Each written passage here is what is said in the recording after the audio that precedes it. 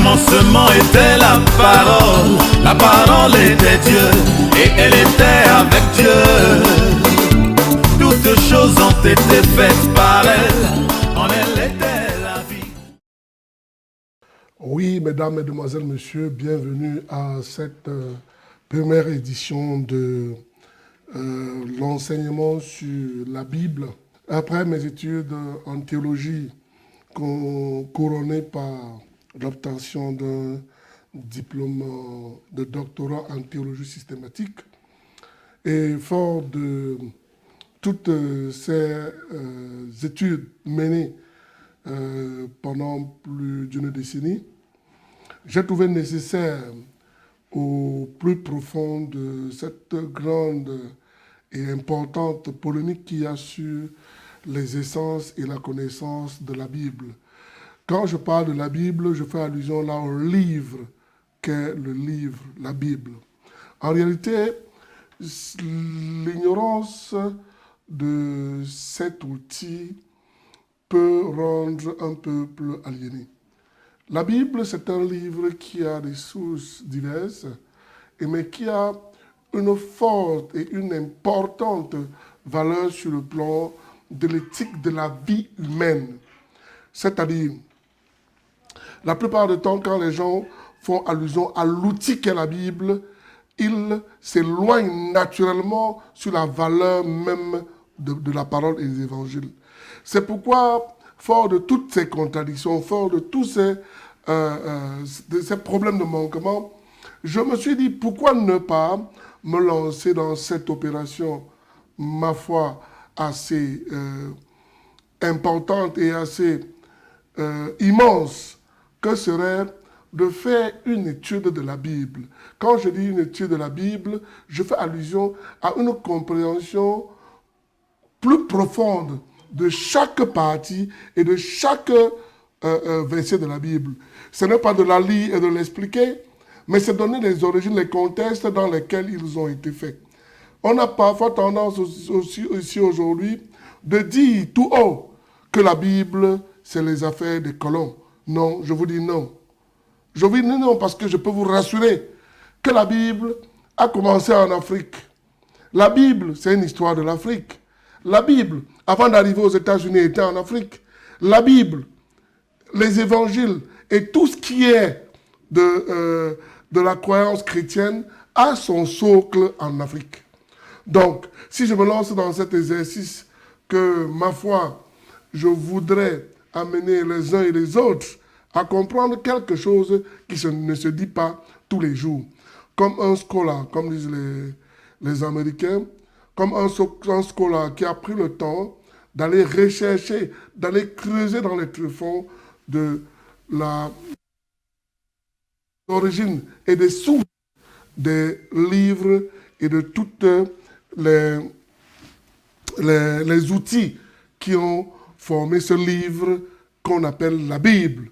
Mais en réalité, la Bible n'est qu'une partie, n'est que 66 livres assemblés. Je vais rester sur les 66 livres assemblés quand je fais allusion à la Bible chrétienne. Je vais mettre de côté les hypocrites, mais je peux vous dire qu'il y a beaucoup d'autres livres pour ceux qui ont lu l'Ancien Testament, ce que moi j'appelle communément le Premier Testament, parce qu'en fait, c'est le Premier Testament et le Deuxième Testament. L'appeler Ancien Testament, c'est le considérer comme passé.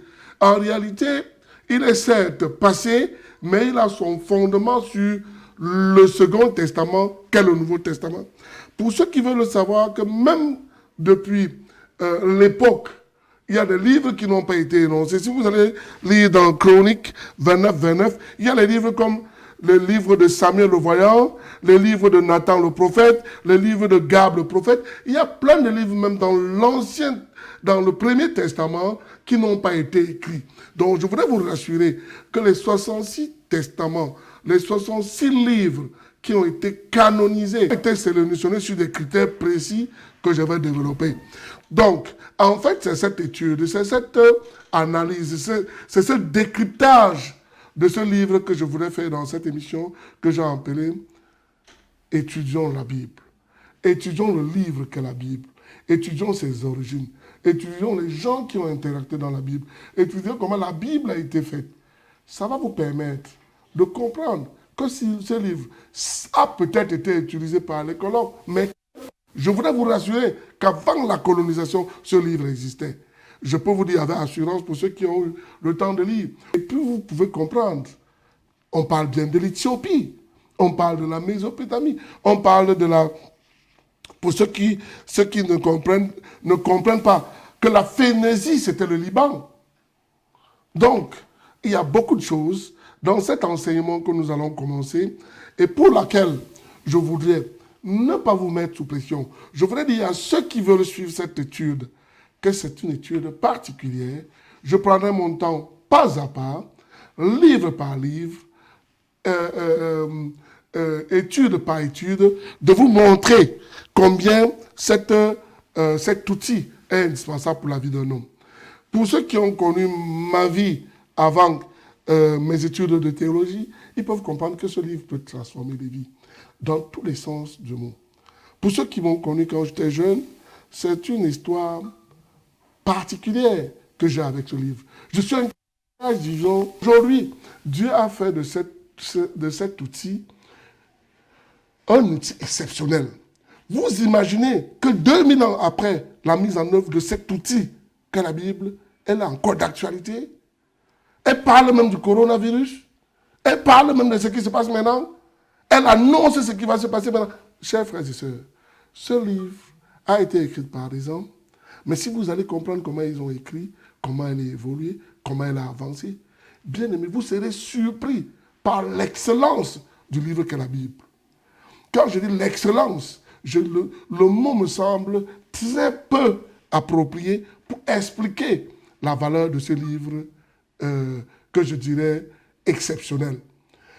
La valeur n'est pas la matière, mais je ne peux pas vous dire combien excellent est ce livre qui depuis 2000 ans reste et demeure un livre exceptionnel. Exceptionnel dans son fond, exceptionnel dans sa forme, exceptionnel dans sa manière de communiquer. Bien, chers amis, je suis sûr que vous avez hâte de nous voir commencer, mais je peux vous dire avec assurance, comme théologien, comme enseignant, que je ne ferai pas de votre temps pour vous garder longtemps. Je vous invite simplement à rester scotché sur DO3 TV pour la prochaine édition, qui est l'émission numéro 1, qui sera la première émission de l'étude de la Bible. Et je suis sûr que pour tous ceux qui seront abonnés, à la fin, vous allez chercher votre serviteur que je suis, le Reverend Docteur Ella. Bonne soirée, bonne journée pour ceux qui nous suivent du côté des États-Unis et d'Europe. Et à vous, je vous dis merci d'avoir écouté ce préambule à cette émission, Let's Study the Bible, la Bible. Merci.